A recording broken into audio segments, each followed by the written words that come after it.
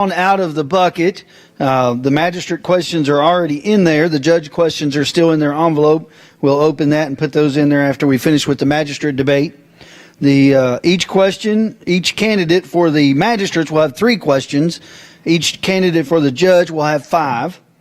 We'll have 5 minutes to answer we'll have a 3-minute introduction for each candidate. Then we'll have 5 minutes to answer each question and allow each candidate a 1-minute rebuttal. So we'll have 3-minute opening, 5 minutes to answer each question, and then each candidate will get a 1 minute to offer a rebuttal to the question that was just asked. We'll only get one apiece. I thought the opening was 5. I think it was 3. Oh, 5 minutes on the opening, 3 minutes on the closing. Sorry. Sorry. Thanks, Adam. 5 minutes on the opening, 5 minutes on the questions, 1 minute on the rebuttal, and 3 minutes on the closing. So we will flip a coin. The incumbent candidate gets to choose heads or tails to get the first question. Heads. It is tails. You get the first question, so you get to go first. Each candidate, keep in mind that we're not going to be talking over top of each other. Be respectful, be kind. This is for the public's information, not for a shouting fest, please. Gary, you're up. Good evening, ladies and gentlemen. My name is Brigadier General Retired Roger Dion. I'm not from this district, but I sure do respect it. And I'm honored to be here and share this time with you. And I'm reminded our flag is displayed, our country, our state, our county, our community, and the 2nd District for Magistrate is very privileged to have Mr. Wheatley, Mr. Coulter, to spend some time with us. And I appreciate their candidness. I appreciate their civility in the process. And my simple job is just to read the questions and allow a mature conversation. There might be a time when during the questions, if we find that there's still time available to the candidate, that I might rephrase the question if I sense that perhaps the question you haven't really quite landed on the answer described in the question. That's not to be, usurp a process. It's just to remind what the question is, because there's a lot of information out there. Greetings to the people that are out there in the online world. We're appreciative of them. Appreciate all of you here in the audience. I do have my phone up here. It's a backup timer. I'm not checking the phone in the sports. Duke already lost, so we're good. I don't have to check anything right now.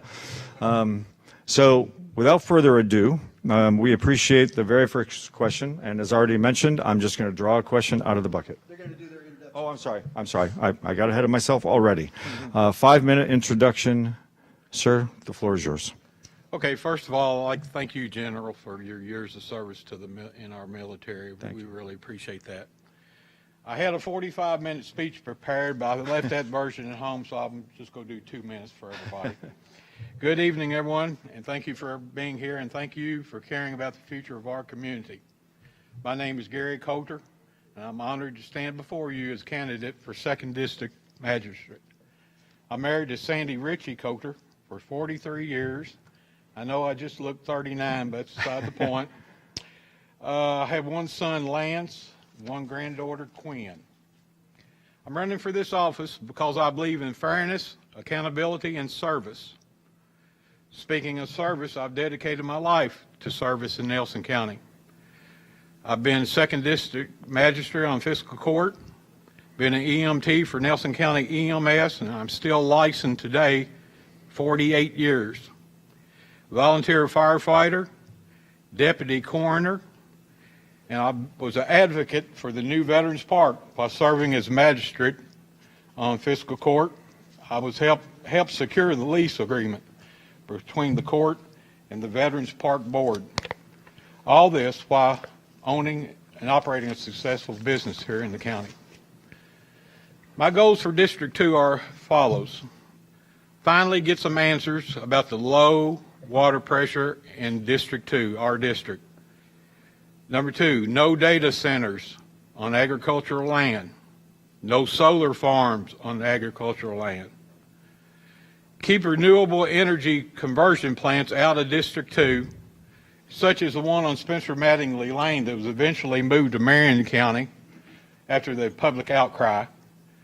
I want to work with the PVA to have yearly assessments instead of a lump sum after several years of non-assessment. To my constituents, I will be available anytime for any reason or concern that you might have. I'll be a full-time magistrate, not a part-time, and I will answer your calls. Phone number is 502-249-1759. And thank you for your consideration.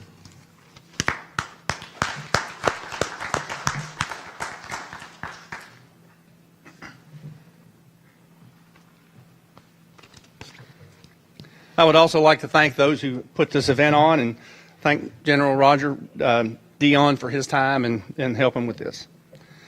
My name is Adam Wheatley. My wife Sarah and I also have been married close to, it'll be 43 years this June. You don't look 39. 43. We have two sons, Joseph and Addison. Joseph's here with one of his sons. They're both married and have 2 kids apiece. So we have 4 grandchildren, 2 boys, 2 girls. They're 6, 3, 2, and 8 months. The best job title I've ever had is Grandpa. I'm a 1981 graduate of Nelson County High School, and Sarah and I are also both 1985 graduates from the University of Kentucky. I'm an 8-year veteran of the Kentucky Army National Guard. In 1984, I attended the Kentucky Military Academy leadership course where I was named Distinguished Graduate, and that year I was also named the Kentucky Outstanding Guardsman of the Year. I've got a little bit of nervousness going on here. Look at me. In 1986, we purchased our first farm in the Woodlawn area, and we have a beef cattle operation. We raise cow-calf pairs and sell freezer meat. Been doing that since 1986.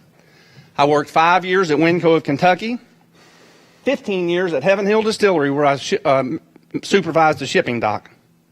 For 15 years, I also worked as a Kentucky Farm Bureau insurance agent and agency manager, where I retired in 2022 and ran for magistrate in my first term. My family and I were members of St. Joe Church. We're very active there. I serve as usher, lector. I've been on the parish council. Sarah and I help with the marriage preparation for young couples marrying in the church. I taught Sunday school and religious education for 11 years. I've helped with 4 or 5 of the church fundraiser, and on 100-degree day, we helped lay all the bricks in the semicircle outside of the new walkway there at St. Joe Church. We donate regularly to St. Vincent de Paul and all the local food banks and help with the Feeding America program. We work with the Chamber of Commerce adult and youth leadership groups where they have programs where they travel through the county, and we do the Ag Day, and I've been hosting that since 1992. With these groups and our local FFA, 4-H, and other groups, we host over 100 people a year at our farm and educate them on the importance of agriculture in Nelson County. We judge speech contests and other contests for FFA, 4-H, and local schools. Just as a matter of fact, I was here just last week helping Thomas Nelson with their mock interviews for the sophomore and junior class. We financially support the summer camps, livestock shows, conventions, and youth scholarships, and work at the county fair. I'm a 20-year member of the Knights of Columbus, a 30-year member of the Nelson County Beef Cattle Association and the Nelson County Farm Bureau Board of Directors. I served as president of the Beef Cattle Association, president of Farm Bureau, and president of the St. Joe Parish Council. I chaired the American Heart Association's Heart Walk for 5 years. It was held here in Nelson County. And I chair the Ag Extension Council and have chaired the Nelson County Ag Development Board. I served on the board of directors for the Kentucky Cattlemen Association and the Kentucky Simmental Association, and I served 2 terms on the Nelson County School Board. Nelson County's my home. It's my family's home, and it has been for a very long time. That young man right there is the 9th generation of our family to be born and to be raised here at Nelson County. No place is perfect, but I think we have a pretty great community. I would like to be a part to help make Nelson County a better place to live, work, and raise a family. Serving this term as magistrate has been an honor. I would consider it a great honor to get another term, and I would greatly appreciate your support. Thank you.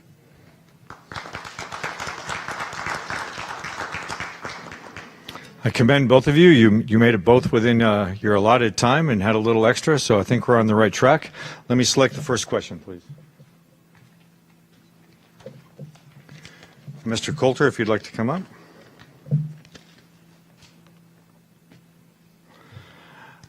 This question reads, do you think there is a housing crisis in Nelson County? Why or why not?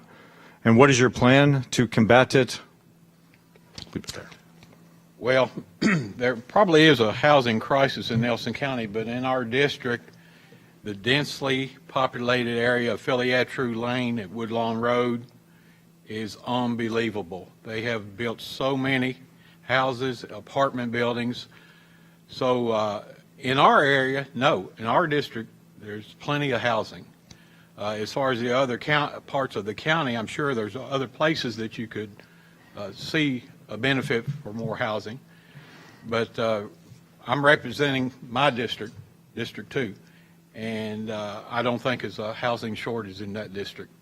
We have plenty of housing. Also, we have most of the factories in an industrial park in our area. So, no. All right. Mr. Wheatley? Yes, sir.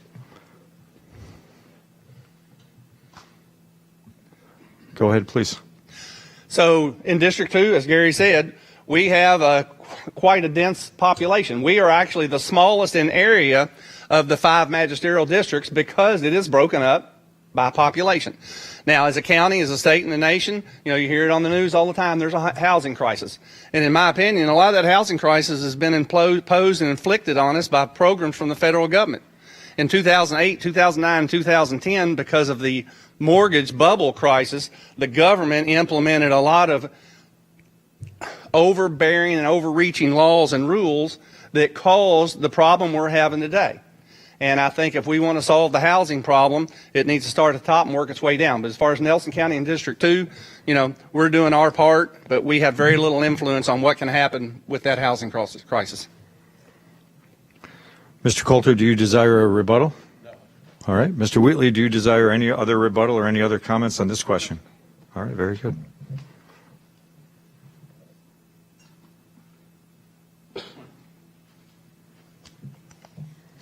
Mr. Coulter, if you want to step. Oh, I'm sorry. Yeah, that's right. We're rotating. Mr. Wheatley, thank you. Yes, sir. Sir, yes, sir. This question reads, what is the most important need of the citizens in your district that fiscal court can actually address? Well, I think in each of the districts, a lot of the needs are the same, but we need good, sound, solid roads. And District 2 actually has about 63 miles of county road, and we have the fewest county road miles than any of the 5 districts. But there are several places on down Woodlawn Road by the river and on Tom Greer Road above the river. The last year's flooding caused quite a bit of problem, and we're talking about major expense, and we're waiting on FEMA assistance before we can decide what to do, because the proper fix to both of those problems is a lot of money that we don't have. So blacktop's always an issue. Jobs, my family, I want to help provide a place where my family can flourish and the next generation can. And part of fiscal court's duty is to help provide jobs. And I think we need to do all that we can do to make this a more attractive place for industry and other businesses to come in and provide high quality, high paying jobs for our citizens.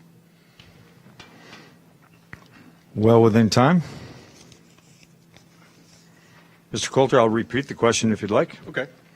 What is the most important need of the citizens in your district and that the fiscal court can actually address? Well, the first thing I mentioned before in our district is water pressure. Out off Poplar Flat Road, I live in Woodlawn Springs subdivision. They've built so many housing and apartment buildings. Our water pressure keeps getting lower and lower. They said it's at the state minimum, but I wanted to have somebody else come in from the state to check this water pressure. It's terrible. As far as the industry in that area, we need to have small factories. We don't need a blue oval in Nelson County. 80% of the factory workers come from smaller factories instead of large ones. So we need to diversify the types of factories we have. We can't have all bourbon. We can't have all automotive. Thank goodness we have Flyers Foods in our district, so at least that's a little bit better, but we need to diversify and bring other factors in to offset that. Thank you. Mr. Wheatley, do you desire a 1-minute rebuttal of any sort? I do not. All right. Mr. Coulter, all good with that question? All right, very good.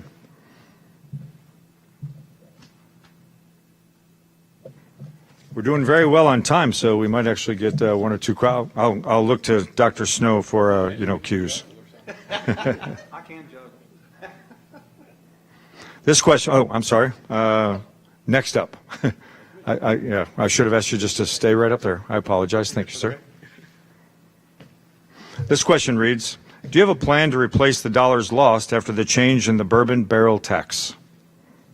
That's a lot of money. Of course, it's being prorated down over several years, but at this time, no. I don't think anybody has a plan for that, because you're looking approximately $8 million to this county, to our schools or fiscal court and other entities in the county. And where are you going to come up with $8 million to offset that? I have no idea at this time. And I don't think anybody has any idea. Thank you. Mr. Wheatley, your opportunity. I can repeat the question while you come up. Yes, sir, go ahead. Do you have a plan to replace the dollars lost after the change in the bourbon barrel tax? Okay, so the bourbon barrel tax is going to slowly, in the beginning, take a 20-year time frame to drop off to nothing. So actually, fiscal court has been fairly proactive. We've had several discussions in Frankfurt looking at alternative ways that we can replace that money. A solid answer, a yes or a no? No, we don't. But there are several things in the works. One or two we actually have a non-disclosure agreement on. I can't really discuss, but we've been talking to people in Frankfurt about alternative methods to replace that funding and how to manage that loss. The school systems are obviously going to get hit really bad with it. Fiscal court and other entities, the library board, the extension council, and soil conservation as well. But there are some plans. There's nothing solid, and we've got a little bit of time. But there are at least a dozen people working on possible solutions. Mr. Coulter, you desire any sort of rebuttal, sir? You have 1 minute. So in other words, what Adam is saying is he has no idea either. And nobody does at this time to replace $8 million lost in this county. It's going to be very hard to do that. And I was thinking, when I was on fiscal court before they started to enact this, and the judge may be able to address this, I thought it was going to be 10 years. Is it 10 or 20? They changed it to 20, so that's better. Because at 10 years, you're going to have to, that's a big bite out of your budget. Okay. Thank you. Mr. Wheatley, any follow-up whatsoever? I'm fine. All right, very good. Mr. Snow, one more? Sure.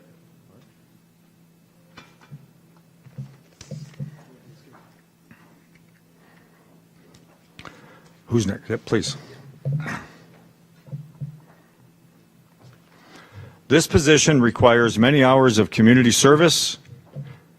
List the civic organizations within Nelson County that you volunteer with regularly. In other words, where have we seen you in the community? Well, if you haven't seen me in the community, you probably haven't been out there much. In my opening statement, I listed, that was about a 50% listing of the entities and the places where I volunteer my time. I spend a lot of time with youth groups. Again, the 4-H, the FFA, the leaderships group. New Haven has a young leader program that Tessie Cecil started many, many years ago with the 8th graders. I go down there. I spend a couple days with them. I'm in each one of these schools fairly regular. I was just in here less than a week ago and working with the sophomore and junior class on their mock interviews, preparing them for the job market. My wife and I both actually travel in a 3 or 4 county area and help other counties when it comes to judging District Farm Bureau, FFA, and 4-H. I've been a judge at the National FFA Convention, which the last couple times has been in Indianapolis, Indiana, where we spend an entire day working with teams of young FFA students from all over the country. And when the FFA Convention is in Louisville, I've hosted those groups of kids from Kansas and Alaska and Washington and Oregon that have physically been to my farm, and we educate them on Nelson County and Kentucky agricultural practices. So I'm involved with a lot of things: church, youth, farming activities, and with the school system. Thank you. Mr. Coulter, I can repeat the same question if you'd like. Oh. This position requires many hours of community service. Please list the civic organizations within Nelson County that you volunteer with regularly. In other words, where have we seen you in the community? Well, I have been in this community all my life, so everyone in the community just about knows me. Had a successful business here in the county, Coulter Towing Service. We founded it in 1964. You'll see the trucks going up and down the road still today with my name on it, because they bought my name also, so I guess I'm nobody now. But and also, you know, the things I mentioned before, EMT for 48 years, deputy coroner now, volunteer firefighter, and also I served as magistrate on fiscal court. So a lot of people know me by that. Those 4 years really brought awakening to me how the fiscal court works, how the budget is prepared for each year. So in the other civic organizations, I'm in my church. I'm lead usher in my church. I'm on the administrative council, so all the people at our church, Parkway Baptist, knows me. So I think if you've been in Nelson County any time at all, you should be able to know me. Thank you. Oh, Mr. Coulter, if you want to stay up. We've done 4 out of 3 questions, which means we're ahead, and we got an opportunity to hear from the candidates very well, I believe. What we'd like to do now is give each one of them 3 minutes or up to 3 minutes for their closing comments. Mr. Coulter, if you want to grab your notes.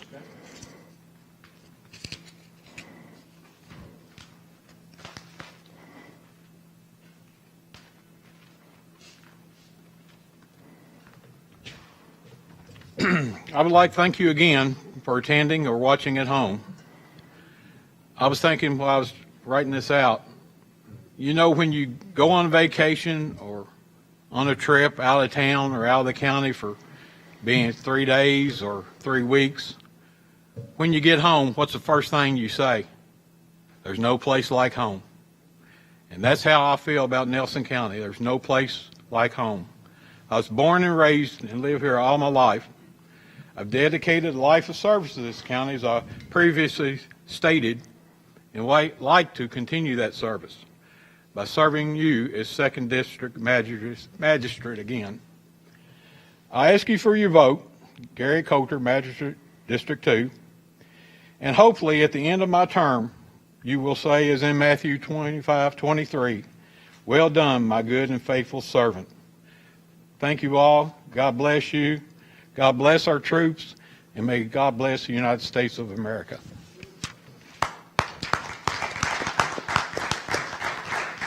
Mr. Wheatley.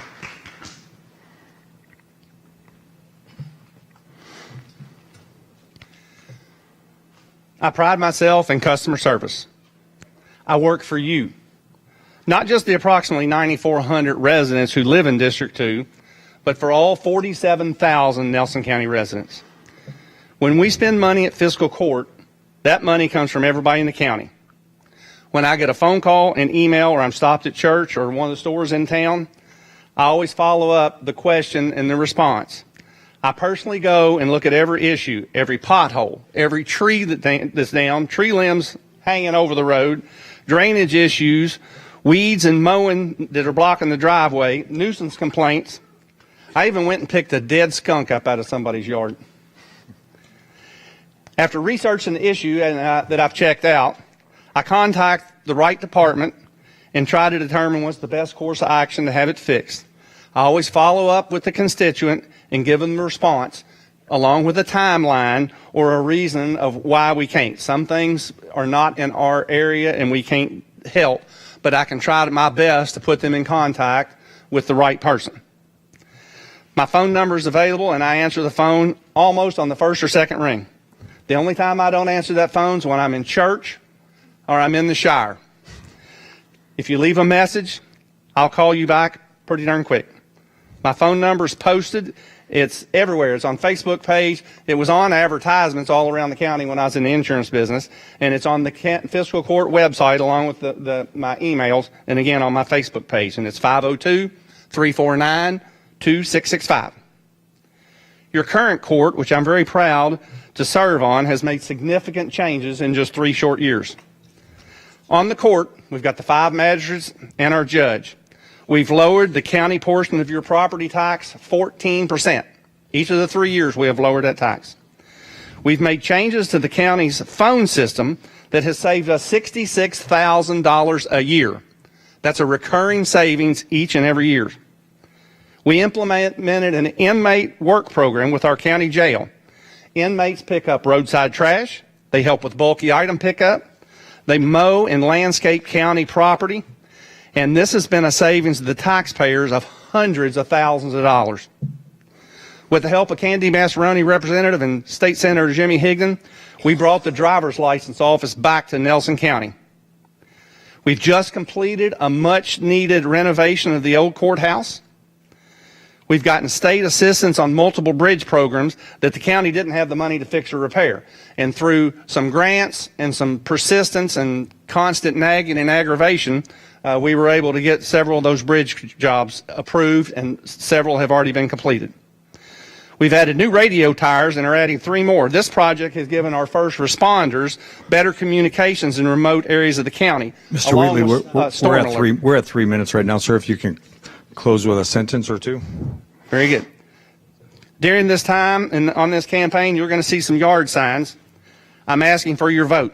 What you will not see is endless, senseless newspaper ads, radio ads, or flyers in your mailbox. I'm not collecting any money for this campaign, nor am I spending any money. I do not believe in trying to buy the election or outspend my opponent. I want to earn your vote the old-fashioned way, by hard work and trust, by hard work and trust. In closing, I appreciate your vote and the confidence you've given us, and help us move the county forward. Be positive, do what's right, and God bless America. Mr. Wheatley, Mr. Coulter, thank you for stepping into the arena. You do Nelson County proud, and no matter what, 2nd District has people who are passionate and care, and Nelson is very lucky to have both of you to represent 2nd District. Thank you for your time this evening. Thanks, sir. Let's take a 5-minute intermission so we can reset the table, reset the questions, and go from there.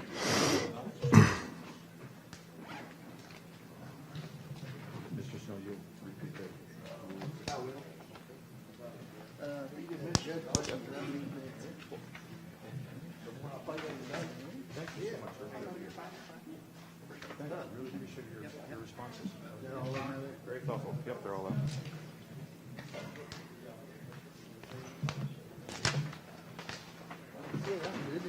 No, oh, you already had it. Last time I was in a mode of, what was that? I was trying to open the side. You got some serious ones. No others? Nope. Listening to the first portion of the evening, Magistrate in the 2nd District, Adam Wheatley, the incumbent, and Gary Coulter, the challenger. We're at Thomas Nelson High School for the Republican primary debate. This is our second appearance here. Coming up, they're going to reset, and in about 5 minutes, they're going to get underway with the judge executive portion of tonight.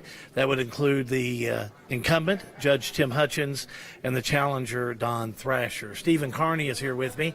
He is a candidate for the Senate seat here in Nelson County, and again, an observer here this evening. And talk a little bit about what you've been hearing in your outseeing constituency. You're talking about different subjects. What are you hearing in this state Senate race?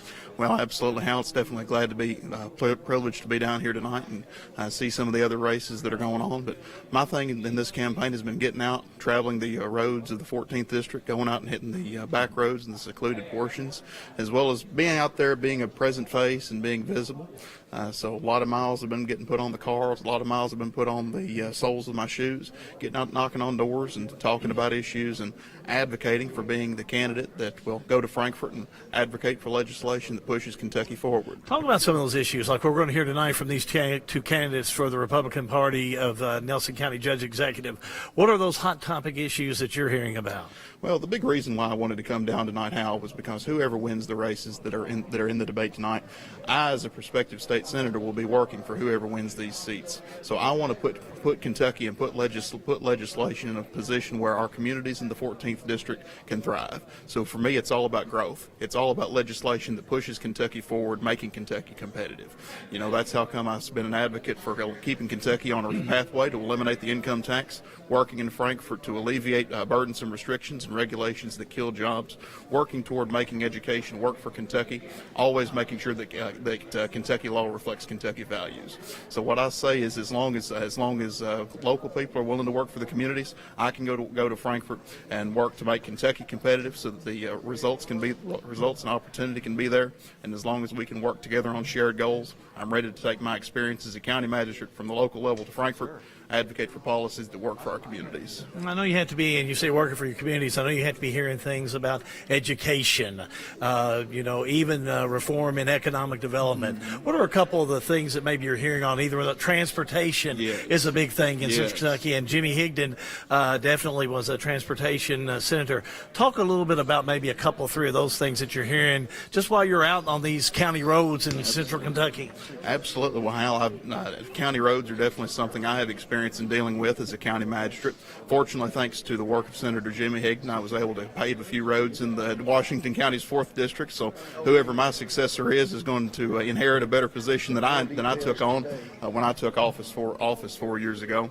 So much of it is taking advantage of the opportunities that we have here in Kentucky. You know, here in the 14th District, right in the center of Kentucky, we have industry here that's reflective of industries all across the state, and I truly believe that Kentucky commerce flows through the 14th District. Definitely taking advantage of the transportation upgrades and the investments made there. But the other thing is, how can we improve? Definitely the big thing is, how can we have policies that work for Kentucky? So big thing that I'm looking at is, we have more miles of inland waterway than any other state in the continental United States. We have lots of water here. Water is intrinsic and definitely important, as I'm sure you know, to economic development. So something I'm big on is, how do we capture and how do we harness that resource to make Kentucky competitive for economic development?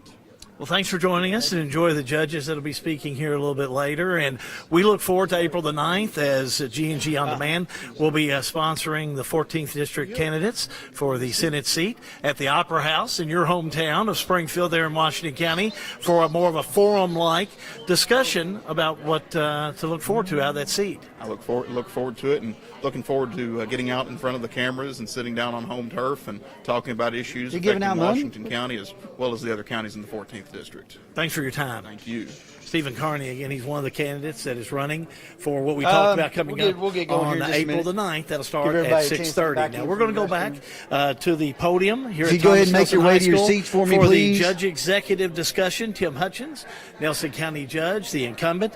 We'll be talking to Don Thrasher, the challenger. It's starting a little bit early here, but we're ready to bring it to you live and free here on G&G On Demand. You can stand over there.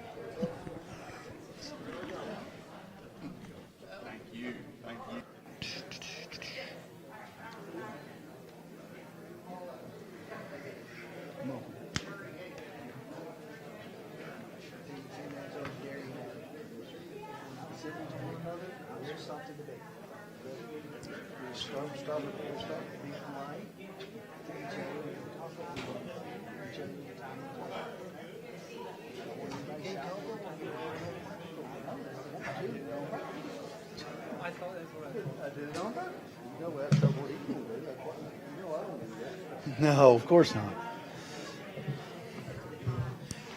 All right, if I could get everybody to find their seats, Adam Wheatley. Find your seats, please. Not to call you out by name. All right, I'm going to, before I go over the rules again, I was informed in my rush to get started, I did fail to do the Pledge of Allegiance and the opening prayer. So if you would graciously join me in that now. The flag is to my right. I pledge allegiance to the flag of the United States of America and to the republic for which it stands, one nation, under God, indivisible, with liberty and justice for all. And if you're so inclined, Father God, we thank you for gathering us here tonight. We remember those that have been lost to this conflict, and as we make preparations to bring them back home, and we just pray for their families, their loved ones that will miss them, and we just pray for our community as they seek to honor them in that way. Father, we just pray that everything that we do and say here tonight would bring you honor and glory. And we ask all these things in Christ's name. Amen. Amen. Okay, just by way of a reminder of the rules, each candidate for the judge executive race will get 5 questions. They will get a 5-minute opening. Excuse me.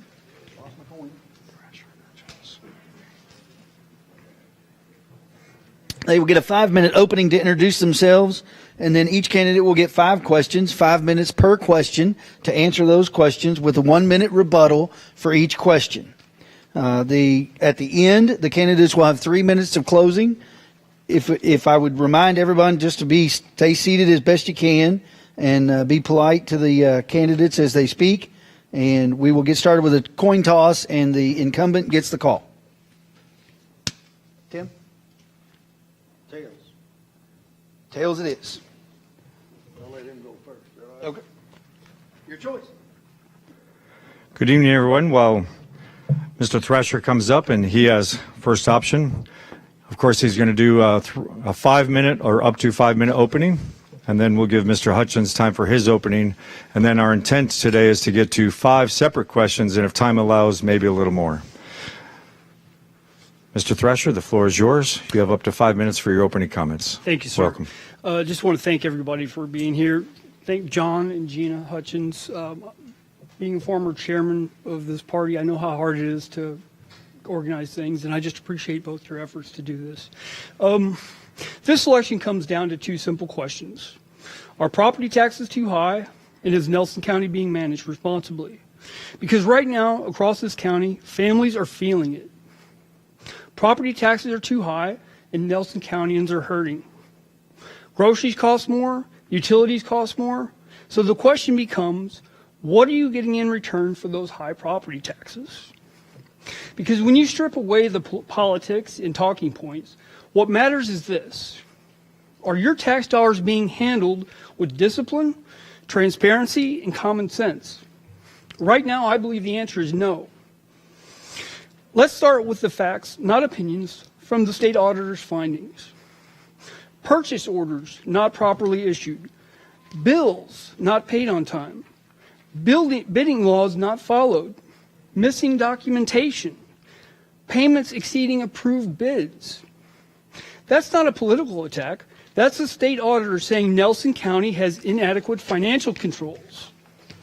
And when government loses control of spending, taxpayers always pay the price. And that price shows up in your property tax bill. Now let's talk about what's happened under this administration. Unneeded executive office overhead. I mean, we're talking all kinds of administrative additions. Unneeded expenses, payroll up over 50%, $60,000 in new furniture, borrowing $700,000 from the landfill fund, a surplus reduced from $1.9 million down to around $500,000. And back in September, the general fund was $1.5 million in the hole. At a time when families are tightening their belts, government should be doing the same. But instead, it expanded. And that disconnect is exactly why people feel they're falling behind here. And it's not just spending, it's priorities. For the first time, we now have a deputy judge executive costing taxpayers money in a county where most similar counties don't even have one. We've seen positions created, insiders hired into high-level roles, and policies applied differently depending on who you are. That erodes trust, and trust is everything in county government.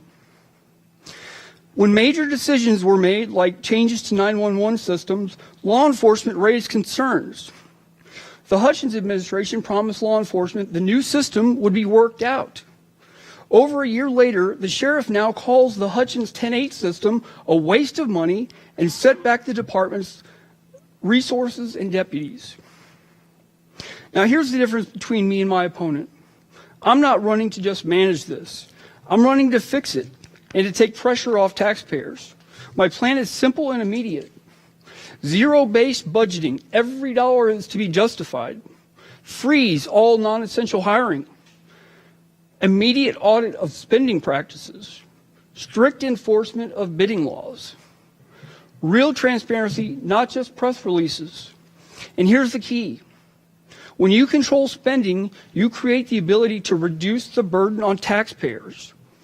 The election is about whether Nelson County continues down a path of higher spending, bigger government, less oversight, or whether we rest to accountability, transparency, and fiscal discipline.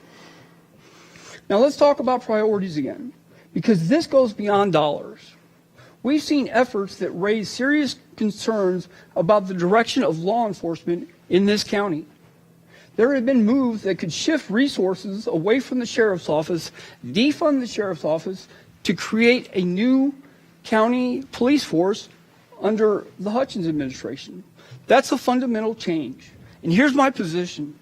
I will not support weakening the sheriff's office or creating unnecessary layers of law enforcement bureaucracy. About 30 seconds, Mr. Thrasher. Public safety works best when it is clear, accountable, and coordinated, not divided or duplicated. At a time when families want stability and safety, the last thing we need is government experimenting with structure at the expense of effectiveness. I'm asking for your vote because I will do what leadership requires. Make tough decisions, enforce discipline, and put Nelson Countyans first, not government growth. Thank you. Thank you, Mr. Thrasher. Judge Hutchins. Thank you, Welcome. General Dion, for doing this, and the Republican Party for putting this on. First of all, I want to say that if everybody would, just have a moment of silence for Ashley Young Pruitt. A young girl lost her life, and she'll be coming back to Nelson County. Just everybody know April the 9th, and there will be a lot of more coming out. We'll let you know as far as the ceremony and then what's going on, procession and all that. So we're working on that right now. So everybody have a moment of silence for her and her family, please.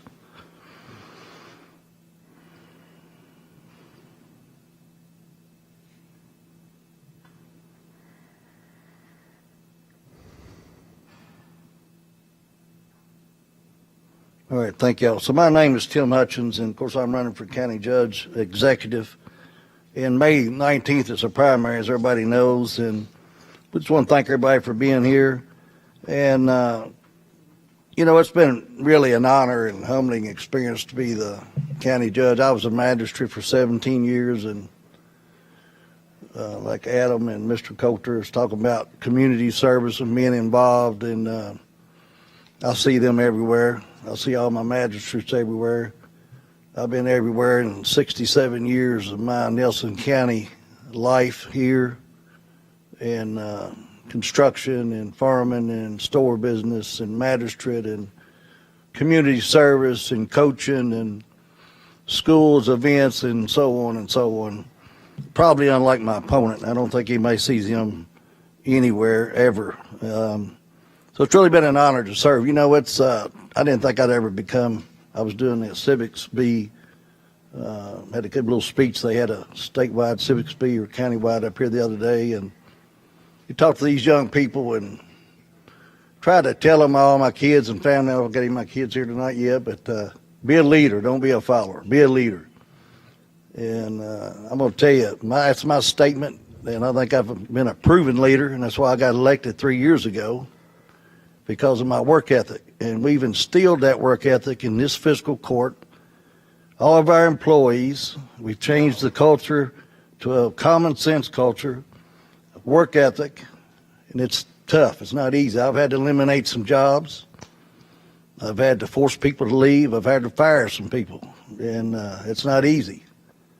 But if you don't come to work in Nelson County, and we've given a lot of our employees raises that they deserved and needed, unlike what my opponent said on the sheriff department, it takes over $5 million of money, that roughly $5 million to operate that department.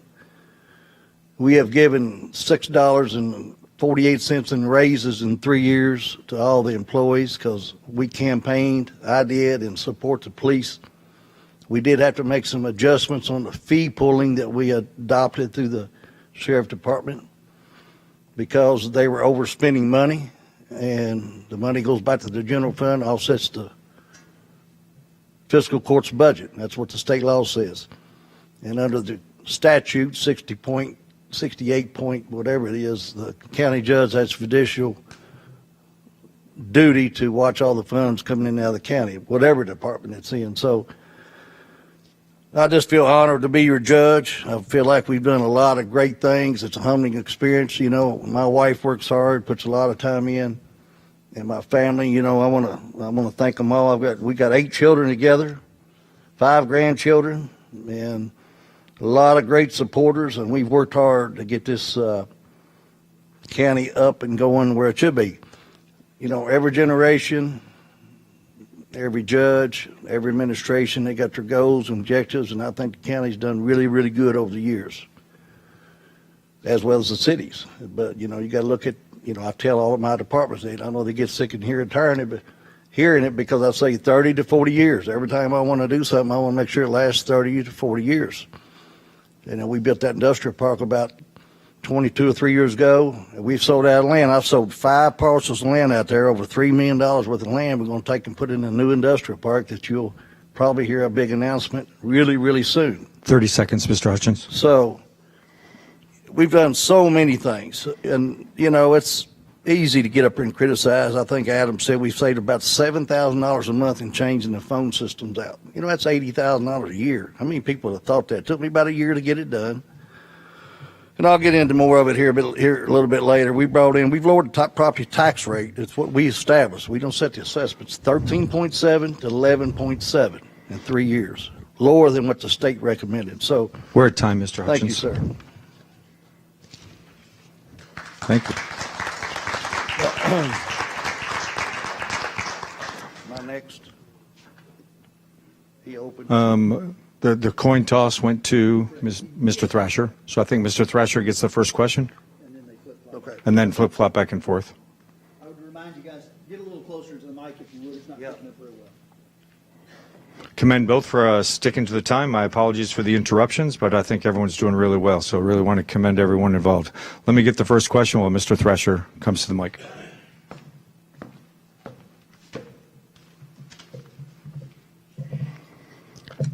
I'm happy to repeat this one. It's longer than some of the other questions. In an effort to shore up the bourbon industry, the General Assembly voted to remove the barrel tax in 2022, which has caused financial issues for Nelson County, as well as other entities like the school systems. Do you have a plan, as well as contacts both within state government and the business world, to come up with a viable alternative to offset more potential lost revenue? Wow. Yeah, I think Gary Coulter in his answer gave the right one. It's like nobody has that answer. This ship sailed 3 years ago. We had a legislative opportunity to stop this. Tim hired Brad Metcalf as a lobbyist, paid him a contract for $5,000 to lobby to stop this bourbon barrel tax rescension. This man had been fired from the House of Representatives like about 8 years before. So the person that we just paid to lobby is not too popular up there. So I had one of the things, I supported Tim in the general election. One of the things that I asked him to do when he first got elected was, hey, I'd like to be included in trying to help stop this recension of the barrel tax. I have experience in it. When I was chairman of the county party here, I helped grassroots efforts. I went around to 12 different county party offices or meetings and lobbied hard to stop the gas tax. They wanted to double our vehicle registration fees and raise taxes. We helped get that stopped. We even had the county party under my leadership had a petition at the fair. There are ways to stop legislation like that, and I don't think all the avenues. Look, Granted, it was an uphill battle. You had a lot of lobbyists, a lot of expensive lobbyists, but grassroots. I don't feel that we took advantage of potential grassroots efforts, and unfortunately, Tim, I think, wasted money on that lobbyist, and I don't think it was a good deal. But that ship has sailed, and I agree with Gary Coulter. There's not much we can do about it. We're going to have to figure out an $8 million deficit here, in starting, long term here in about five years. Mr. Thrasher, we got about 3 minutes left of your time for this question. Let me come to the second part. Do you have a plan, as well as context both within state and business world, to come up with a vibrant or a viable alternative to offset this potential lost revenue? I mean, the state, we could lobby the state. I think even Adam brought this part up. We could try and lobby the state for. So let me just give you a little background in case you guys don't know. For the longest time, Nelson County issued IRBs. That's industrial revenue bonds. We gave them out like candy to all these distilleries, and we always thought. So in other words, like Heaven Hill Barrel Reserve on Louisville Road, they do not pay property tax to the county because we issued an industrial revenue bond to them. So what has happened is we have issued all these distilleries, given them IRBs, which now we're going to have to pay for because under the previous administration, we were supposed to always just count on this bourbon barrel tax. So we gave them additional tax benefits by way of these IRBs. And so that has got us into a predicament. I don't think the case was made well enough in Frankfurt that this is going to put us at a disproportionate disadvantage even to other bourbon counties. We are really in a pickle. I don't know the answer. It's unfortunate, but we're there. I go back to Gary. I don't think anybody has the answer. Thank you, sir. Truthful. Mr. Hutchins? Yes, sir. I'll repeat the question for you, sir. In an effort to shore up the bourbon industry, the General Assembly voted to remove the barrel tax in 2022, which has caused financial issues for Nelson County government as well as other entities like the school systems. Do you have a plan, as well as contacts both within state and the business world, to come up with viable alternatives to offset more potential lost revenue? Well, I do have a plan, and I've got a non-disclosure agreement, so I can't talk about it tonight too much. But once I get this plan finished over the next, it'll probably take us another 6 months or so, that we can bring in about probably about $1.8 million per year over the next 20 years, which really the bourbon barrel tax, it's going to take 10 years before we start losing revenue. So this year alone, 26, it starts receding 4% per year until it falls off the cliff in 20 years. So we did lobby, and Candy Massaroni, unlike what my opponent said, and Senator Jimmy Higdon, which is highly thought of, we worked diligently up there hard, but there's only about 7 or 8 counties that the bourbon barrel tax affected out of 120. So the rest of them voted the other way, and that's okay. But how do you offset that? So we'll come up with a plan. I've got a plan, and that's why you elect leaders to come up with plans instead of saying, they don't have a plan and they don't know. And I guarantee you that I'll have it fixed within a year or so. The schools actually were made, if you go back and look at that bill, most of the schools were made whole, okay? And there is opportunities where the fire departments can come up with some more revenues going after the, I guess they say go after or challenging these distilleries. And we've talked about that also.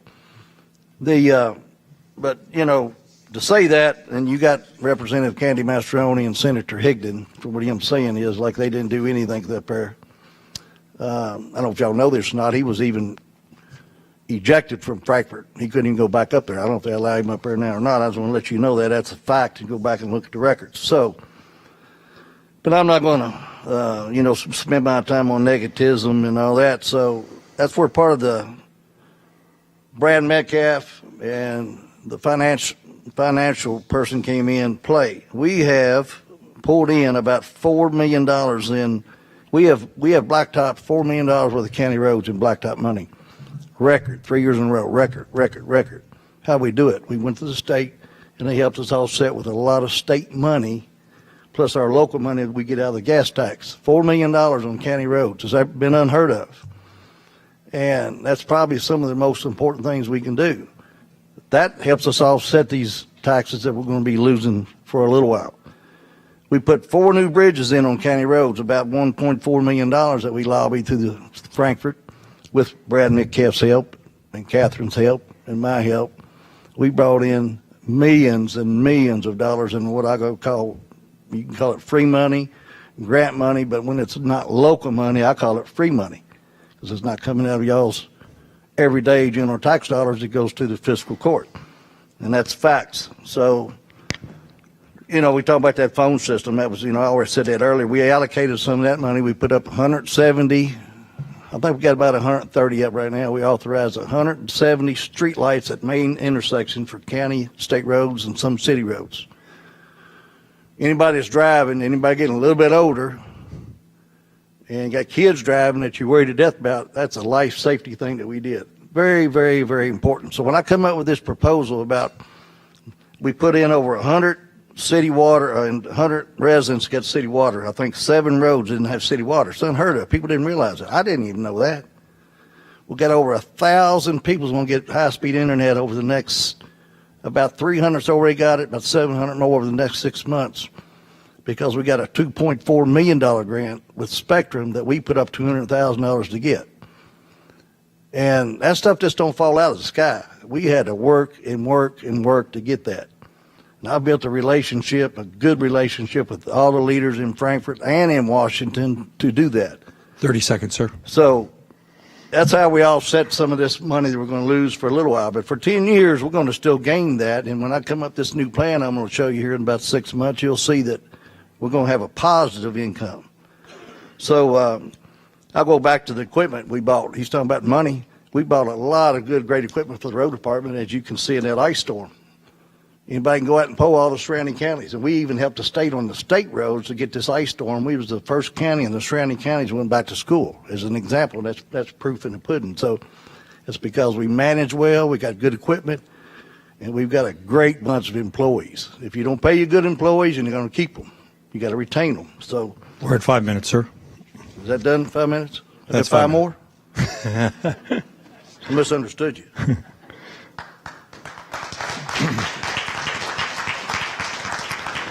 Mr. Thrasher, you have 1 minute for any rebuttal you'd like for that question. Okay.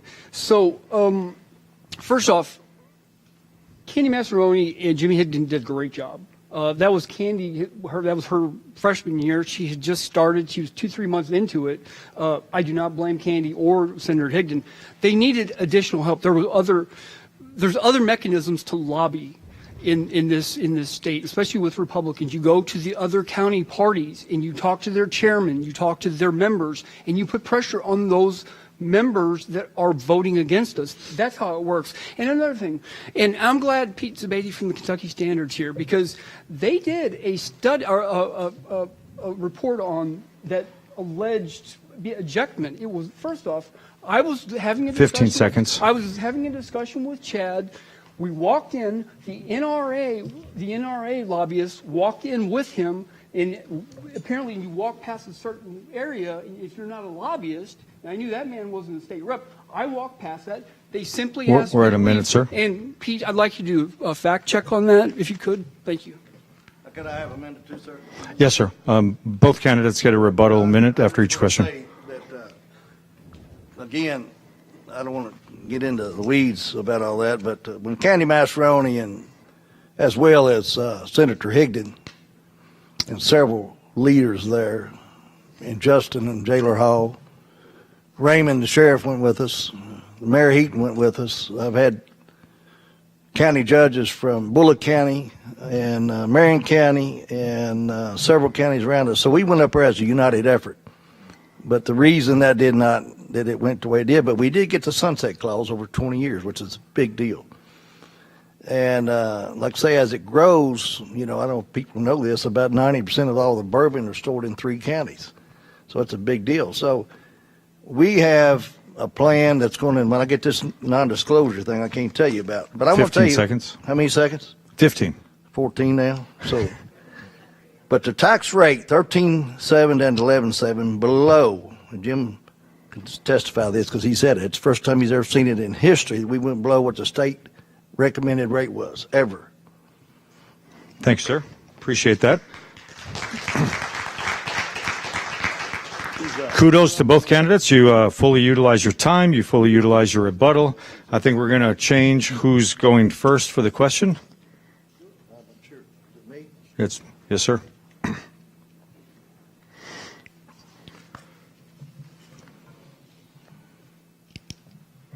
Sir, this question is, how will you celebrate and support the smaller communities, Boston, New Hope, Chaplin, Samuels, etc., in ways other than financial?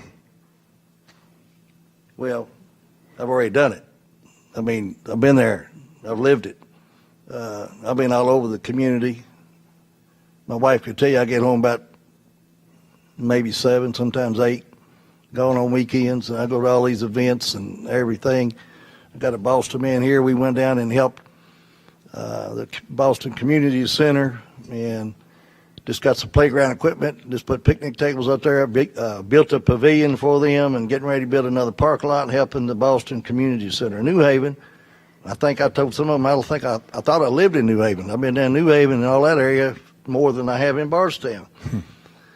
In the fiscal court, I allocated $250,000 for New Haven to help them on the sewer project down there. And I tell you what, one of the easiest things to say is when we started this inmate program, we've got at least, 3 or 4 or 5 teams, I call them SWAT teams, out picking up garbage everywhere. And I'll announce that tonight. I've got 30 different groups going out the week after next, private groups. We've got, I think, 8 supervisors going out with probably 2 to 4 inmates per person.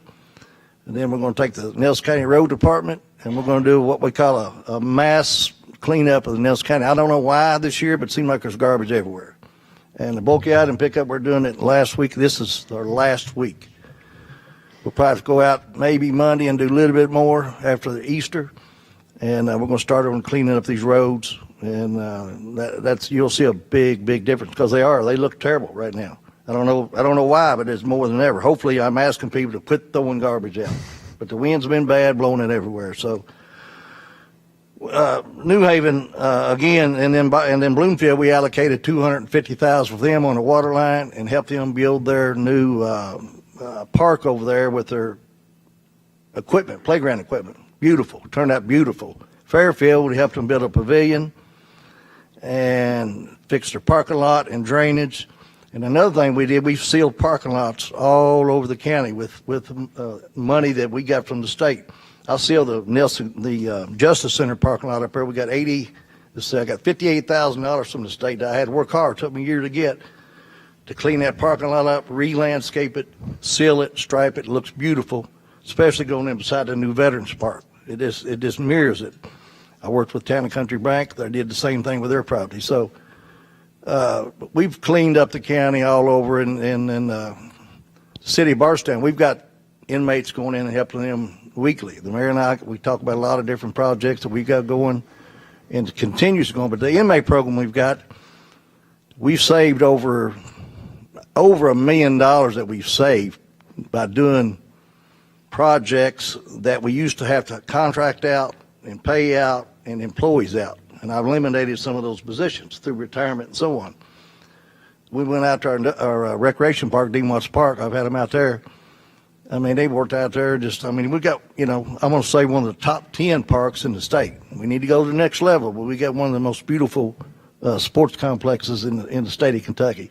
And I know because I coached a lot. I've been around a lot of these things. So we have helped all our out because I heard it when I was campaigning.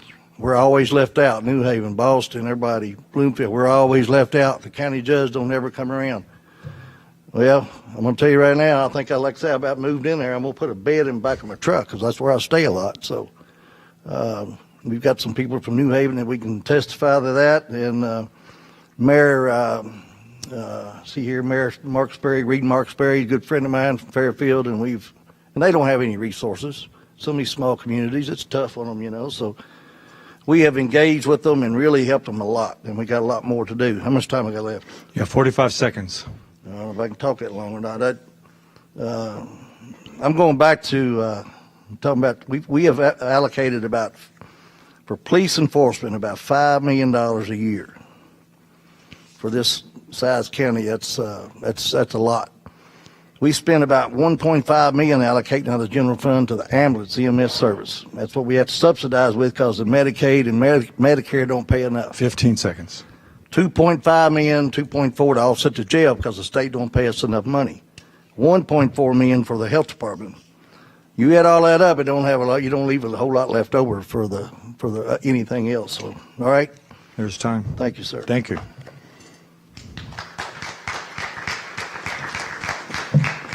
Mr. Thrasher, as you come up, I'll repeat the question. How will you celebrate, support the smaller communities such as Boston, New Hope, Chaplin, Samuels, etc., in ways other than financial?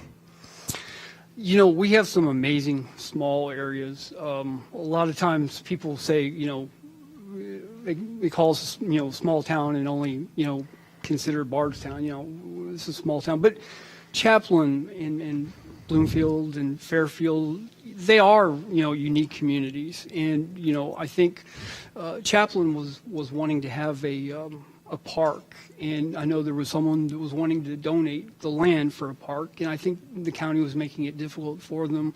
I think we need to make it easier for people to donate parks and lands for parks in areas like that, because you know what, Chaplin, you know, we have an opportunity to save little areas like that people live in, and that's their home, that's their community, and they should have an opportunity. But county government has a responsibility to take care of those little areas and not forget them. You know, Bardstown takes care of itself. It's its own city. It's a really, really well-run city in terms of you know, infrastructure. But let's start noticing, and people need to start paying attention to those outer areas. I would like to get back to one thing. This is about people. People want a voice, and like Tim said, you know, there was one of the mayor of New Haven said that they don't feel, you know, underrepresented or no one comes out to see them. That's the fact with Fairfield. That's the fact with Chaplin and other areas. And as judge executive, I want to change that. I want to give people a voice. I think right now there's a lot of people in this county that do not feel they have a voice. They don't feel listened to by the current administration. And I think we as a community owe it to each other to make sure that our government is listening to people, because that's what government is for. We are here to make sure everyone is heard. And I want to be given that chance, because that's my priority, is to make sure everyone in Nelson County has a voice. Thank you. Yes, sir, can I say? Yes, both candidates will get a 1-minute rebuttal opportunity. Judge? About Mr. Thrasher, he's talking about being involved. I don't know if anybody out there ever sees him anywhere. He's not involved in anything. I was involved before I became county judge in all the communities and just all kinds of fundraisers and different organizations and clubs and just on and on and on and on. So, you know, I've already done it, to answer your question. We've been there. This fiscal court has made a priority. We've got 5 great magistrates that represent their communities, and I think doing a great job in involvement. And we work together, and we work on a lot of problems together in each district. You know, and I was telling you about, we just did a lot of work in Culvertown, Boston, and Bloomfield on their parks and helped them, and with the playground equipment. And our next one, and a lot of that was done through grants, didn't cost taxpayers any money. 15 seconds. Woodlawn, Chaplin, Bolton, there's our next 3 we're working on, and I think we'll get those accomplished this year with some playground equipment, but that stuff's expensive, everybody knows. Thank you. Mr. Thrasher, do you desire a 1-minute rebuttal? Okay, thank you.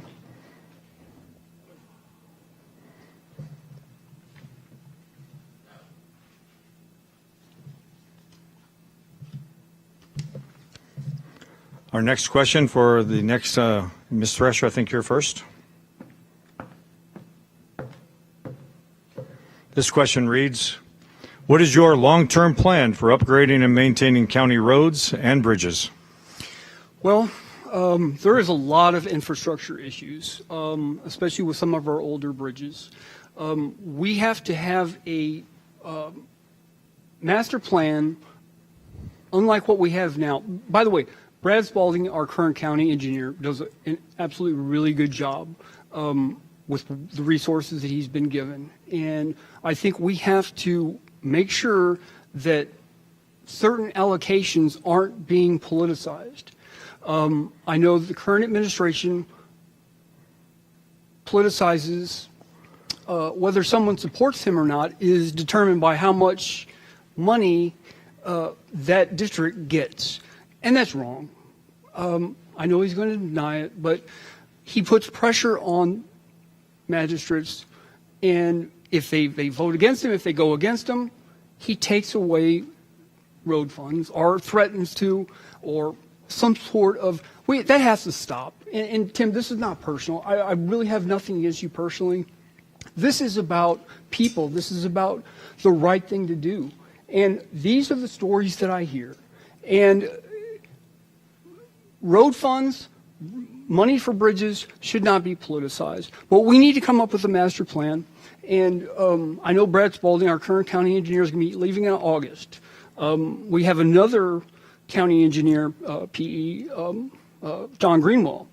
And I know that Tim has just hired a third county engineer, bringing Jim Lameau back at $120 to $300 an hour, which at that current rate would be about 4 times what Brad Spalding makes. So I don't think we should utilize Ed Lameau or Lameau that much because it's a little bit expensive, and I think that was kind of a I don't understand that hire, but maybe there's some sort of deeper purpose here. But we need to go back to honest government when it comes to roads and bridges, and we should not have to overpay engineering on our roads and our bridges. Thank you. Judge Hutchins, I can repeat the question as you come up. Yes, sir. I forgot. I listened to all that. What is your long-term plan for upgrading and maintaining county roads and bridges? Well, we've already done it. I mean, it's kind of funny, but anyway, I'll try not to laugh. Strong arm the magistrates and don't give them. I've got a Democratic magistrate sitting up there, registered Democrat. Probably done more work in his district than any of them, really. We've widened and straightened and fixed, 3 roads, took down hills. A lot more than any of the other districts. We've got to replace 2 bridges in Mr. Snow's district. I think there was 2. No, it was 1 in his district, 2 in Lear's district, and we did another one out in Adams district. Adam and I went out there, worked with Commissioner Bobby Joe Lewis. We was at a conference, and they got this new bridge program that you really got to put a lot of time in to work and fill the paperwork out and lobby and work, and we did that. So we got 5 or 4 bridges in the county. The county could not afford to do this, and that helps us offset some of this tax burden that we talked about. And the $4 million worth of blacktop on the county roads. I mean, it's just unheard of. So, I mean, we've already done it. I will address one thing he's talking about. He's talking about Jim Lameau. Well, it's a part-time contract. Of course, he put it out on his Facebook, told everybody in the world like we're paying him $130 or $40 an hour. It's $125 an hour. He's a certified county engineer that works for the county and knows it in and out. Brad Spalding is going to be leaving August 1st. It's going to be a big, huge loss for us. And in all reality, Jim Lameau is working on this project for me, helping me on a special project to offset this bourbon barrel tax that you'll be very excited to hear about here, I think, in the near future. So he's not only done that, if you really kept up with stuff, he helped us design some of the industrial park. We got a $1.2 million grant to put that new road in industrial park. Where the Parkway Drive is, it goes back behind Flyer Food. $1.2 million grant. That's another grant I didn't even think about. I brought that up. Jim Lameau helped us design that road because we got 2 engineers that work these 1,000 people on this internet. It just didn't happen overnight. You got to have somebody to plan and get this stuff certified. And the water. John Greenwell's worked hard on these roads. You got to have division of water. And then Brad Spalding, his daytime job is to run the road department, and John Greenwell's daytime job is to run the landfill. I mean, for them, I mean, they work too much, to be quite honest. So Lameau's helping us, Jim Lameau, on these projects. Saves us a lot of money by using him instead of outsourcing some of these big engineering companies. So he's going to save us a lot of money, as well as Catherine Beavers and all the projects she has done for us that I'm sure he's going to bring up sooner or later. I've got so many things she's done. We used the opioid funds, and we've got, I don't know how many hundreds of thousands of dollars we had in opioid funds from the state and all these different entities that we use, and we've started all kinds of programs, which I campaigned on. I want to fight the drug epidemic in these schools, and we've done multiple programs. Catherine's led that challenge. The training incentives we've had through the county and safety programs that I started before me, they didn't have that for whatever reason, and she's been leading that. It's going to save the county a lot of money because 99% of accidents are preventable if you don't know it. That's why you got to have all these safety programs in place. And then these opioid funds, we got the Career Center going. Nikki Raper before me started it. I finished it. We got the Career Center there we hadn't had for years to help with jobs, job creation, more grants through the Lincoln Trail Ad District, training incentive of money, and trying to get these people off the drugs, that the problem that they've got through these other programs. Treasurer Davidson that runs the Bethany Haven is a good friend of mine. A lot of programs that she's started, we've helped, and that's one of our goals is. So we want to give them jobs, get them off the drugs, and help the school kids, what I call the school kids, don't ever start the drugs. Catherine's leading that. So her and Brad Metcalf has probably brought in, I don't know how many millions of dollars in the last 2 or 3 years, and just like his playground equipment. We got 2 so far. I think it's about $130,000. That'd pay her job. He's talking about Brad Metcalf. 30 seconds. Brad Metcalf is not just a deputy judge in case something happened to me, really, but mainly he's the EMA director, and about a third, I think, probably about a third of his salary is paid by the state through the EMA grant. And if anybody can say how much time and effort he's put in all these tires, phone systems with the 911 system and everything, he is way overworked. I'm going to tell you that. Thank you. Thank you. Mr. Thrasher, if you'd like to respond for 1 minute. Okay, so the first point on Jim Lameau, the contract, Tim, I encourage you to go back and read the one you signed. It says $125 to $300 an hour. Getting back to hiring, Tim just hired a code enforcement office manager. Well, at $70,000 a year, the city of Bardstown just started doing their own inspections. This has completely decimated the county's inspection program. Our inspector, my understanding is, there's a lot of time he just goes to the road department to help out there because there's nothing to do with the inspection office. We are talking about waste of epic proportion that I've uncovered, and other people have uncovered it. And your contract does say $125 to $300 an hour, Tim. Can I say something? Yes, please. You have 1 minute.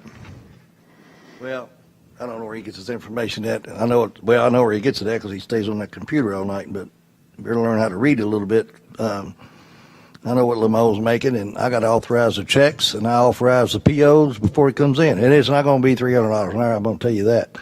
So I'm very confident in his work. He's worked for the county for about 28 years, and so I'm not really concerned about what he's going to be making. He's going to save us a lot of money like we have on these other grants.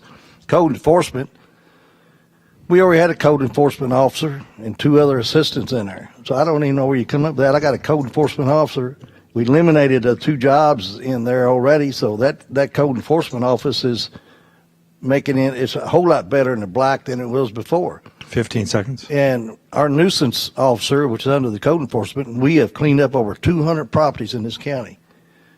And most people work with us. There's some that give us a little bit of tough time, but we try to help them. If they don't have the means, we try to help them do it. So the code enforcement office is working better than it's ever had. I had a rough time that first year and a half. I'll say I did, but it's working great.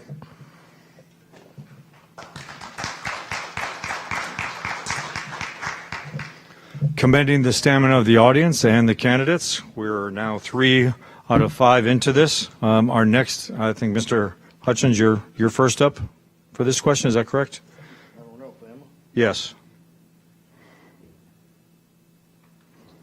Yes, sir, go ahead. All right. What is your single largest issue facing Nelson County today? And what is your top priority to fix it within your first 100 days? Is this a question or is it not a closing statement, is it? No, this is just a question. Yeah, You have 2, this question and one more, sir. Yeah, okay, Would that's you like good. me to repeat it? No, not really. I think, I've had a lot of challenges coming in just to kind of get a cultural change with all our employees. It's hard to fire people. I mean, it's not easy. And I give them opportunities. And, but if you don't live up to my expectations, what I campaigned on and what I expect the employees to do, and I don't want to go out there and work them daylight to dark and not give them benefits. So we went self-insured for our employees, okay? We're saving about $1.2 million a year to the county, and I don't know, it would really have, we would really be in a little trouble if we didn't do that, because we went self-insured, saves the county about, I'm going to say about an average of $1 million a year last 3 years. And what did that do? It kept the rates down for the employees and saved the county money, and we provided more opportunities for the employees. That's how you retain good employees. We got a whole lot better. They don't have any co-pays if they do the right system. If they do their health screenings, they save about $600 more a year. We've got short-term disability, long-term disability, better life insurance. So our insurance program, and it's a lot of work on me and my staff. He can talk about all the extra help. When the auditors come in and say, you need a finance director like most other counties have, because you got to have checks and balances, and that's what we've got. So that was a big challenge, and we've already accomplished that. A lot of roads were getting in bad shape, but that's why I went to the state and worked with all the leaders up there, and we brought in more blacktop for the community. So, the biggest challenge for sure coming up is we're out of industrial land. We've sold 5 tracts. 3 of those tracts, some of these magistrates are here that would tell you that it was pretty rough land. And I was told by some people, well, we're out. I said, we're going to go out there and do some leveling, excavating, clearing some land. And since then, I've sold, will have sold, I got under contract over $3 million worth of land that most people said we would never sell because it's so rough. But we fixed it, and we sold a record number of land per acre than they've ever done in Nelson County history. So we're going to take that money and allocate it and put it in a new industrial park that we hope to have a big announcement soon. That's probably the biggest concern I would have. So as we've had people want to come in and bring small factories and stuff, as provide for jobs and for the families and a lot of children graduating, and I don't want them all to move out of the community. So that's probably the biggest thing. And the next thing I want to do is our recreation park, Demon's Park. I've got room to expand it, our baseball, softball, t-ball, and soccer, because we're out of room. When I was a master, we bought that land, developed it about, 25 years ago. Like I say, everything should be figured on about a 30-year plan. And, it's been close to that time. We're out of room. It's going to come to the point that we're going to have to turn kids away and say, we don't have no room for you to play. And I don't want to go down that path. I'm going to go back. It's funny, but I strong-armed the magistrates, and I never was really, that was kind of shocking to hear that one, that I was holding grudges against them. They didn't vote with me. That's pretty amazing. I want all of them to testify under oath if I strong-armed them and cut their blacktop out. Can you do that here, a fact check? That's a different debate. That's pretty interesting, really. That's the first time I've heard that one. I've heard a lot of good ones, but I ain't never heard that one yet. So I've got a very good relationship with the magistrates. We work hard together, and I'm not perfect. They're not perfect. We disagree on some, but we try to work out the problems and make it better for the community. So I'm very proud of it. And the next thing is I've been working hard on is try to provide more opportunities and functions for the families and kids. So when you get down to, you've heard me say the Agri-Science Center and the Convention Center and our 30 seconds. Our big complex that we've been showing, and it's going to take a lot of money. But a good friend of mine just went to, another judge, she just went to Washington, got a $20 million grant. $20 million. That's how you got to do it. I've already been there, and I've been working with these grant writers and people to do it, but you got to have the right people in the right places. So their exposition centers, which we will call it, but it's going to provide a lot of opportunities for the families and kids and events for our local community and as people traveling here too. So that's my 3 major goals coming up, in my next term if I'm fortunate enough to do it. Okay? You're right at 5 minutes. Thank you, Mr. Hutchins.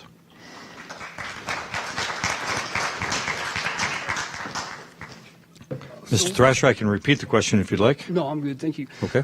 So just to retrace back, Tim, you hired an office manager for the code enforcement, and the city of Bardstown implemented their own code enforcement, which then decimated the county's program. So we are now spending $7,000 on an office manager that office has never had. Under Dean Watts, there was a clerk for about $25 an hour. Now there is a salaried employee sitting there making tons of TikToks every day, and she's getting $70,000. And from my understanding, there's not much to do in that office after the city of Bardstown implemented their code, their own inspection program. Then I want to get back to, you brought up Catherine Beavers, not me. Her hiring, you told people, you said, and you know what, this is kind of funny, Tim. You laugh about and I never said strong arm. You said that Catherine Beavers was approved by this is his stepdaughter, by the way. His stepdaughter was hired as the financial officer of this county. Tim likes to tell everybody, the magistrates approved this. Here's what Tim doesn't tell you, and I'm about to, and this is all true. Tim put this in a batch approval. The magistrates did not know in advance that his stepdaughter was in there. He made no mention of it to any of them. It was in a batch approval, and this is the kind of smoke and mirrors. He's going to say transparency. And, I hate talking like this. I want to be positive. I love this county. I love these people. There's a lot of people in this county that are good people. They don't deserve this. And, I don't like bringing this up, but this is true. He literally is lying to people, telling them that the magistrates approved it. Yes, the magistrates approved it, but Tim did not tell them in advance. Mr. Thrasher, yes. Can I bring you back to the question for a second? I'm not. I'll finish my point, and then I'll get to that. This is his 5 minutes, sir. Okay, so I'll wrap this up, but it's just wrong. Okay, and I just had to say that it's just wrong.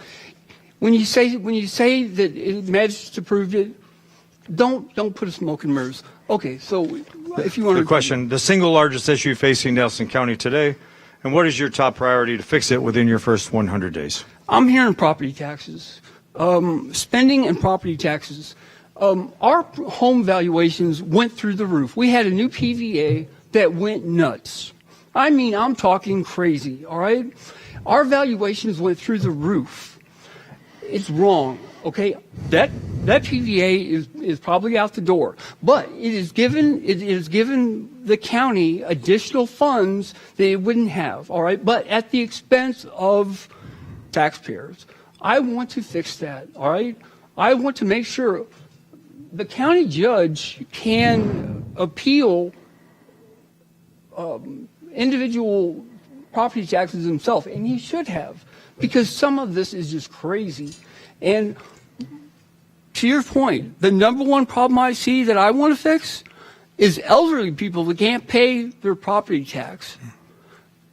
That's my goal. Thank you. Mr. Hutchins, if you'd like to respond or rebut for 1 minute.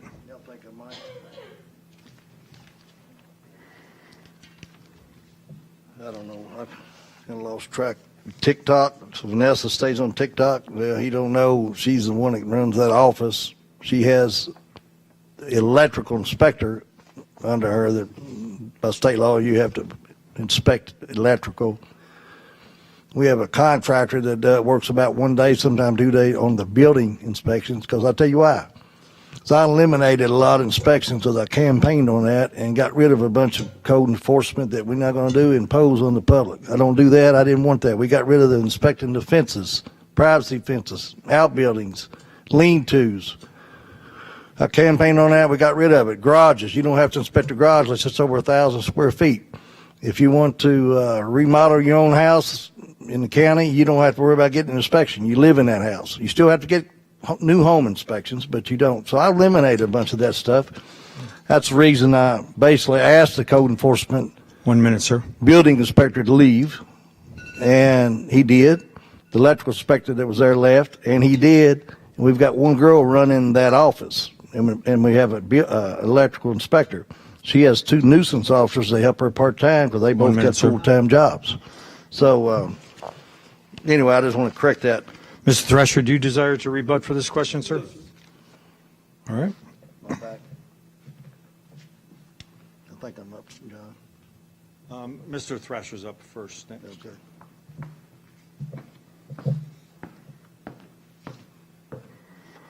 Mr. Thresher, for a 5-minute question, what are the 3 leadership traits that set you apart from your opponent? I'd say passion, tenacity, and persistence. So first off, if you don't know, I started a soda company. Started out of my kitchen, and it was originally Thrasher Beverage Corporation. It was then merged into a company called Zevia, and I was co-founder of a company called Zevia. It's an all-natural soda. You can find it at Kroger in Bardstown, and pretty proud of that. Good accomplishment. One of my leadership traits while I was chairman of the Republican Party here, I was chairman of the Republican Party from 2019 to 2022. And some of you may not know this, but I was the only chair in the history of the Republican Party of Kentucky Central Committee to ever get enough signatures on a petition to call for a special meeting of the Central Committee.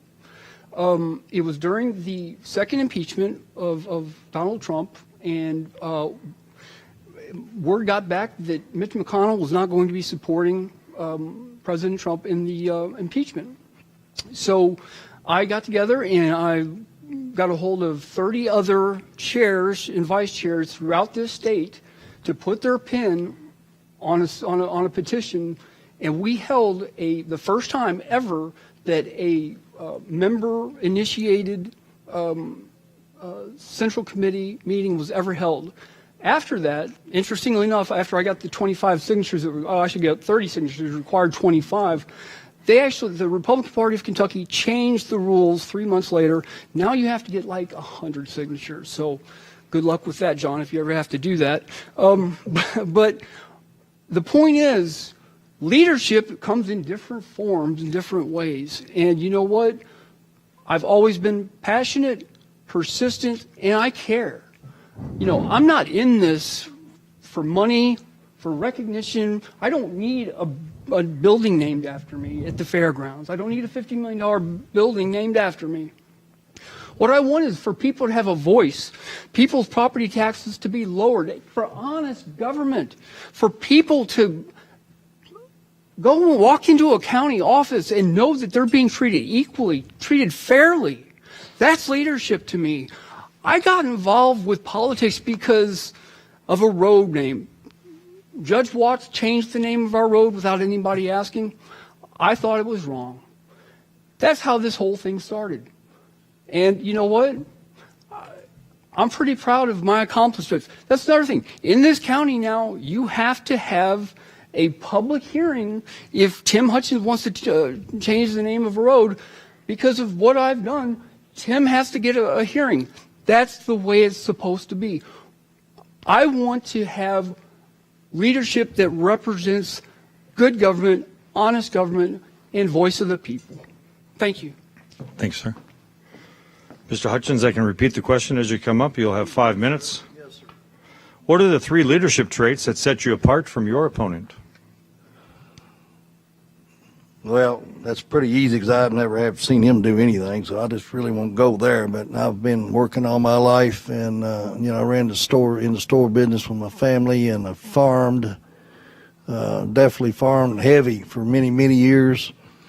And anybody that's done that for a living knows how tough it is. And then I've got into construction business to build subdivisions and homes, and just a work ethic. And that's, I guess that was probably the biggest thing. And then being involved in the community and civic organizations. I coached basketball, and I think 16 years in Little League, middle school, AAU, traveled all over state high school, and put a lot of time in several churches. I go to St. Gregory's Church and raise money. I'm on of course, the parish council. I've been involved in administration for many, many years. We just added one to our school, which is unheard of.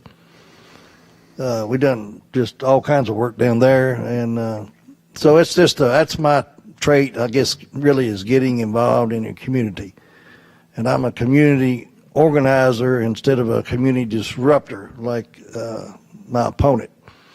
He's ran 5 times for 5 positions, and he's talking about doing something, but just facts for the public to know. I don't want to get too deep in his history, but he didn't start voting until 2010. Didn't start voting until 2010. That's a fact. Look it up. Now, you bring that up, and you want to get involved and try to run the county, and then you're going to be a community organizer and all that, and you don't even vote. I got a problem with that. I've actually got a serious problem with that, especially the military man like you. We got people out there serving our country, and we're going to make decisions, and our veterans, and we just lost, Miss Pruitt, and we see people that don't vote. I just don't sit too good with me. And I'll go back to Catherine. She was technically my stepdaughter. The magistrates voted for her. County attorney vetted her. Kentucky Association of Counties attorney Rich Orstein approved it. She's the only one that applied. I did not interview her. My treasurer of 17 years did that, and she's done outstanding. And I think you can ask any and everybody that's involved that she's way underpaid, to be quite honest about it. She does a tremendous job in so many functions. A lot of communities that have 2 or 3 people doing those functions. So anybody that don't know and then wants to get involved and run and criticize people, it's really a sad day in my opinion. She's collected over $200,000 in garbage bills that we found files that were unpaid garbage bills. Now you would think, I don't know what happened in the past. I asked questions, I really can't get any answers. We found so many people. I think we brought 800 more. We did take over New Haven, about 200 and something more customers that never was billed. It's kind of hard to pay a bill if you don't get a bill in the mail. She's found all that. She did all kinds of studies on that and brought in, like I say, over 200,000. And now everybody's staying current. Let's put it that way. We put the message out with this new, I guess, my style, whatever, that, everybody's going to pay their fair share. And so, we try to work with people who can't afford it. We set up payment plans and everything. We always want to be fair. Rewrote the garbage ordinance and some of the elderly people that's struggling and can't pay. And we're fighting with the state now, Senate, Senator Higdon and Candy, I don't know where the bill is, of trying to flatline the property tax rates, because under Bidenomics, that's what I say, which he don't know about, inflation is up probably about a 30 to 40 year high as the interest rates, and that puts such a strain on everybody. I could just pinpoint it to that one thing, the inflation. So homes went up in a lot of cases double, and the PVA has the opportunity. They got a job to do by state law, and they got to do the assessments. There is a board that we appoint people on that you can appeal to. I guess he don't know that either, but there is a board. Matter of fact, I talked to the guy today. One of them's leaving. I got to put another one on this board. So But the Bidenomics, if anybody wants to keep up with it, it's the inflation rate caused in homes. So then you got the assessment. You got to do comparable assessments. About 30 seconds. So we lowered the tax rate to help offset that. And you can talk to my treasurer, which is very smart. We have left in 3 years' time, based on what the state allowed us and recommended, over $980,000 that we have given back that we could have collected, or your taxes would be even higher. And that's a fact.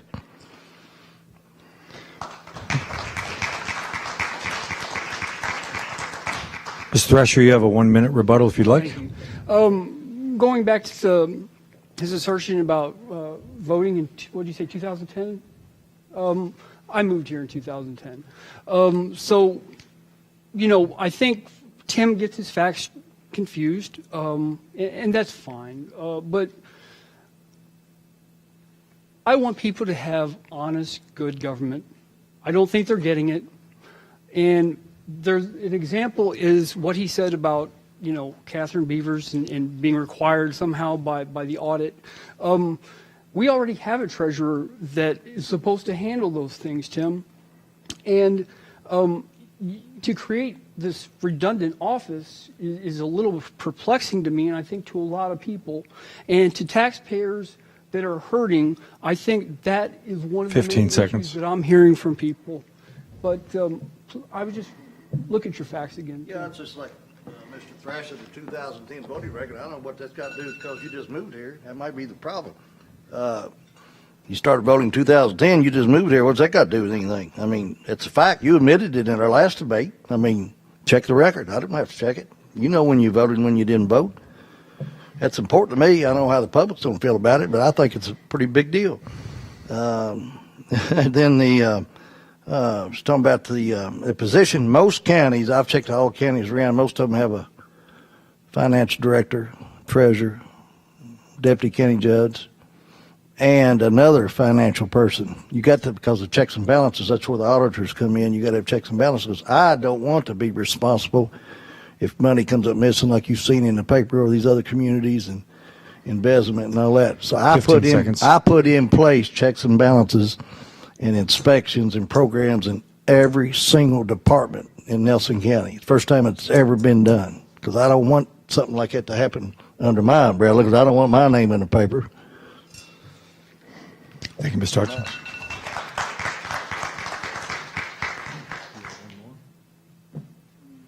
We got time for several more.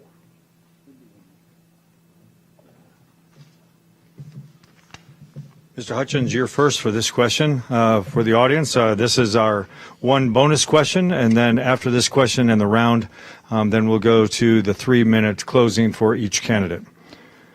Mr. Hutchins, this question reads, this position requires many hours of community service. List the civic organizations within Nelson County that you volunteer with regularly. In other words, where have we seen you in the community?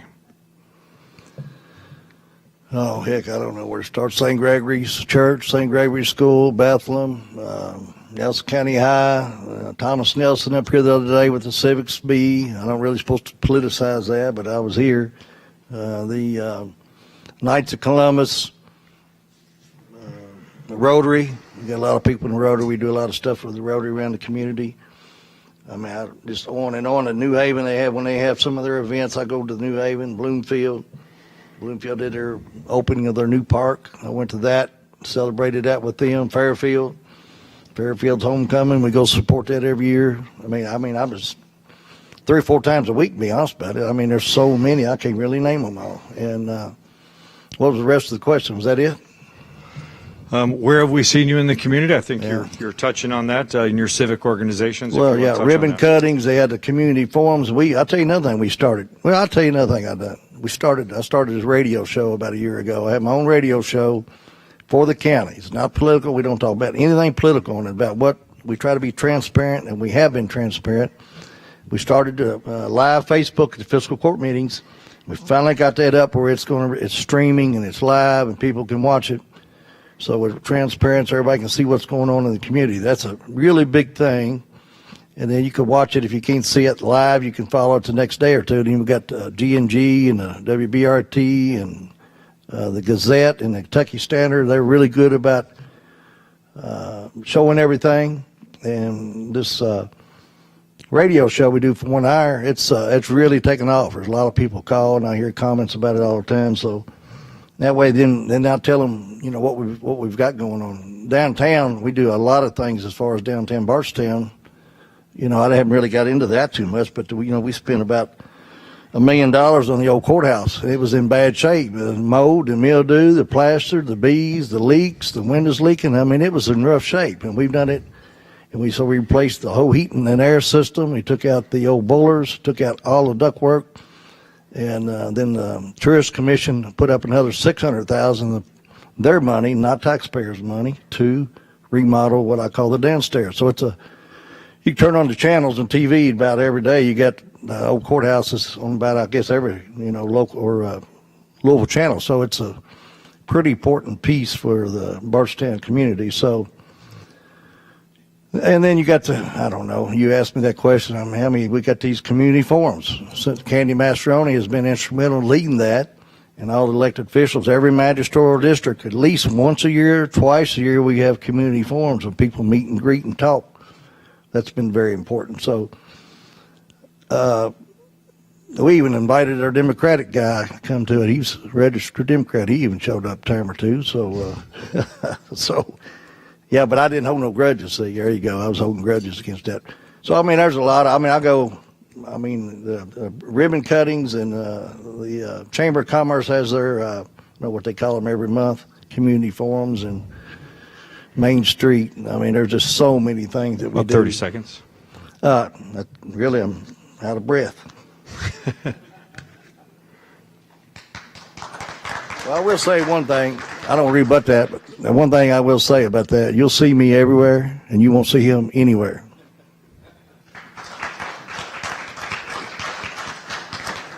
Ms. Thrasher, do you want me to repeat the question for you, sir? No, it's not necessary. Tim, I appreciate the non-endorsement there. I do give it to Tim. He participates in a lot of things. He likes to make it known, what he gives to and what he does. As a Christian, I have been taught that you don't announce those kind of things to people because, that's not the purpose. So I'm not going to get into that kind of thing, but I will get into how I've been involved in this community. Not on a charitable level, because to me, as my personal Christian values ask me to subscribe to what the Bible says, and that is, don't announce and use that in any kind of setting. So I'm not going to do that, but I'm going to tell you how I've been involved in this community. I have helped people. Let's take Annette Beavers. She had a problem with her house, with the local historical issue with the city of Bardstown.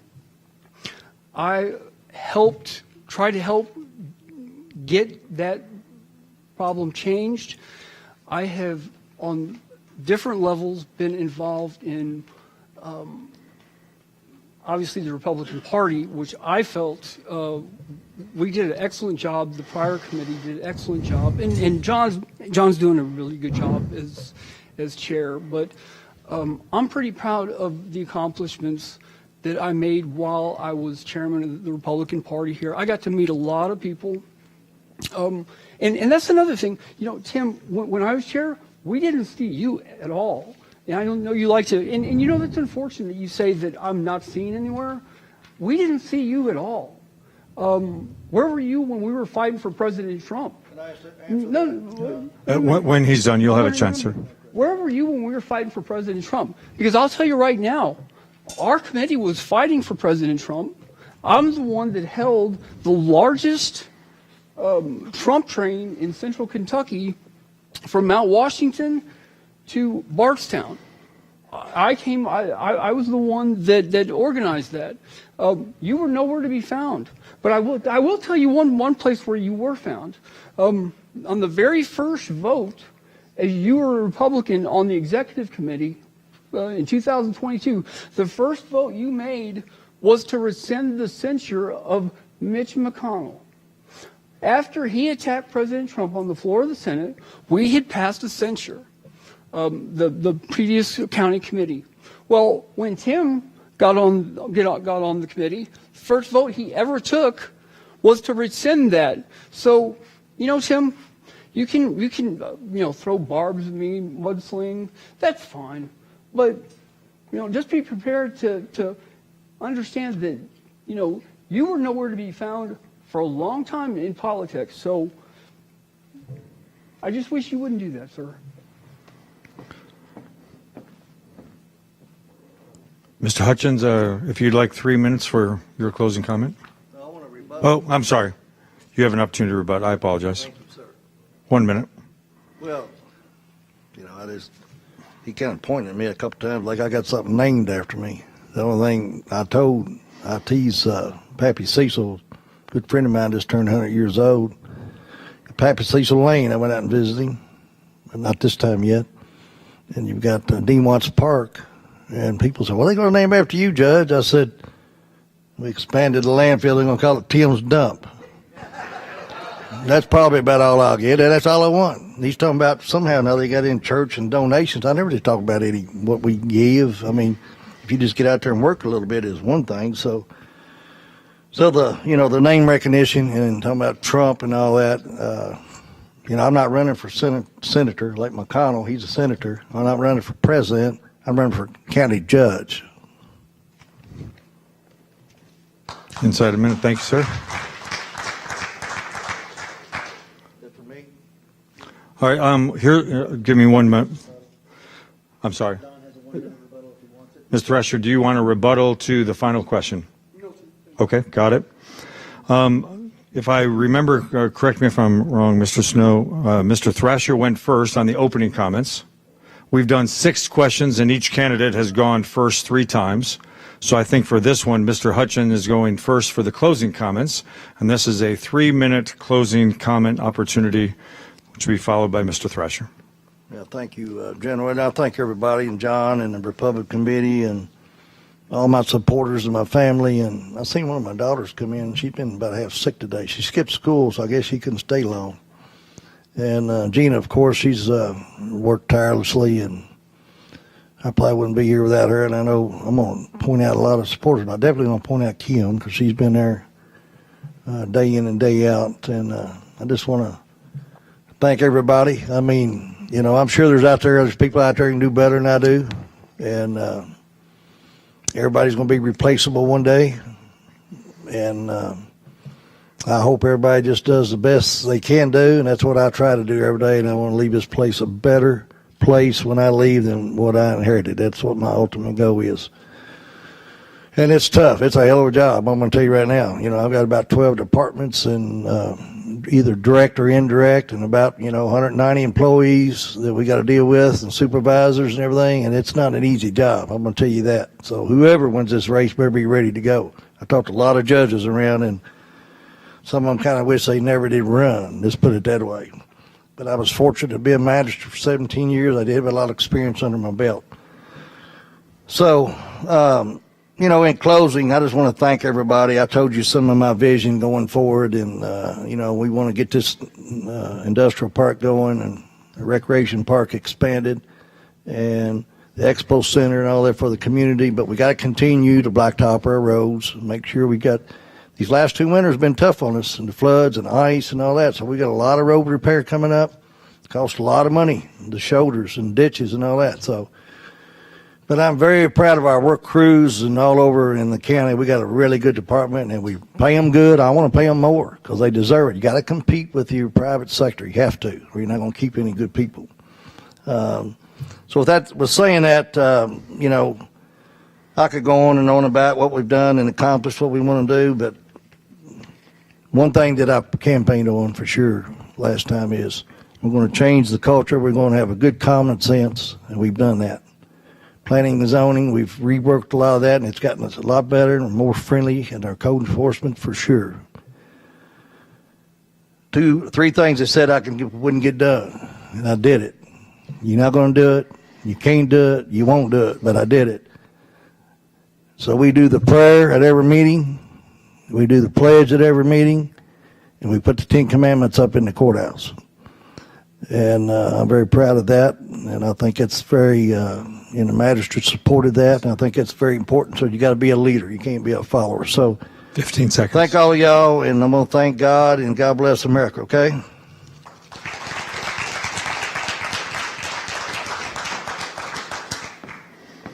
Ms. Thrasher, you have a 3-minute closing opportunity. Thank you. Tim, I do want to thank you very much for instituting the Pledge of Allegiance and prayer. Kudos to that, sir.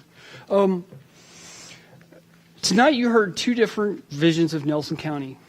One says everything is fine. The other says what many of you already know. Property taxes are too high and people are hurting. The question is why? Because when spending grows out of control, when oversight breaks down, when priorities shift away from taxpayers, you, the taxpayer, feels it. And that's exactly what's happening. Here's what we know. The state auditor found serious financial control issues. Spending has increased dramatically, and taxpayers are about to carry the burden. Those are not opinions, those are facts.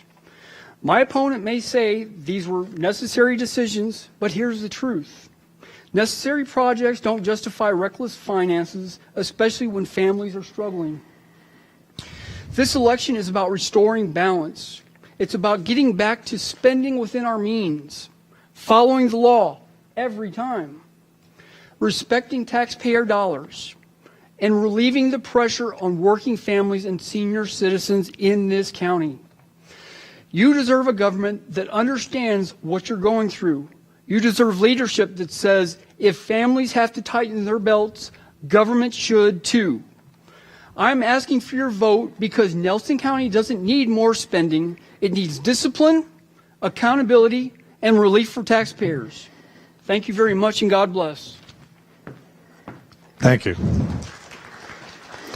Ladies and gentlemen, we've heard from our candidates, both District Magistrate and for County Judge Executive. And I just want to say from a personal note, I'm glad to have served in order to protect a nation that has freedom of speech, even when it's contentious, even when there's difference of opinion. This is a great country. It's a great state. This is a great community. And those are two great men. Will you give them a round of applause, please?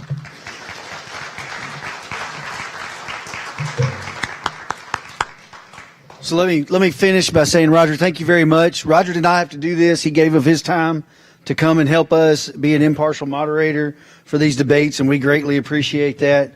I do want to make one final pitch for the G&G Senate debate, the 14th District Senate Candidates Forum at the Opera House in Springfield, not a debate, sorry, on Thursday, April the 9th at 6:30. It's for those running for public office, May primary will also be given an opportunity to introduce themselves, but the main event will be about the 14th District Senate candidates. Thank you. Thanks, everybody. Have a good night. We've been watching this evening the Republican primary debate. We had Magistrate in the 2nd District. It went first. That was Adam Wheatley, the incumbent, and Gary Coulter, the challenger. And then we had the judge executives just finish up. That was Nelson County Judge Executive Tim Hutchins and Don Thrasher, the challenger. So all things are now looking towards the G&G On Demand debate, which, as they just mentioned, John Stone mentioned that just a moment ago. That'll be coming up on April the 9th. That's a Thursday evening. We encourage you to tune in to that event. It'll not only be on G&G On Demand, but it'll be on all of our streaming devices, whether it be Apple TV, YouTube, Roku. Naturally, you can pick up our app and watch it on Smart TV. But we'll be there starting at 6:30, and we'll start out with talking to some of the candidates in the May primary in Marion, Nelson, Washington County, whether it be jailer, sheriff, magistrate. We'll give them an opportunity to introduce themselves. But again, our main feature that evening will be the 14th Senate District, as we'll be talking to those individuals that are running for that seat. And again, we're quickly approaching the May 19th, election coverage. We'll remind you as well that here on G&G On Demand, we'll be bringing you poll coverage election night right here on G&G On Demand. I want to thank Matthew Smith. He's been producing this and our camera videographer this evening. He did a great job, and we appreciate him being here. And the folks here at Thomas Nelson who opened up their auditorium and were able to bring us in to be able to provide coverage this evening. And don't forget, you can always go back and watch the coverage as we will have that on gng.live. At any time you'd like to go back and watch that, you can watch that via our smart app that we have on Roku, G&G Productions. So pretty simple to do if you're looking to stream this a little bit later on, and that's what the whole basis of this is. We're going to finish up this evening. We thank the Republican Party for having G&G Productions and G&G On Demand on hand this evening. For my colleague Matthew Smith, I am Hal B. Good at Thomas Nelson High School, wishing you and yours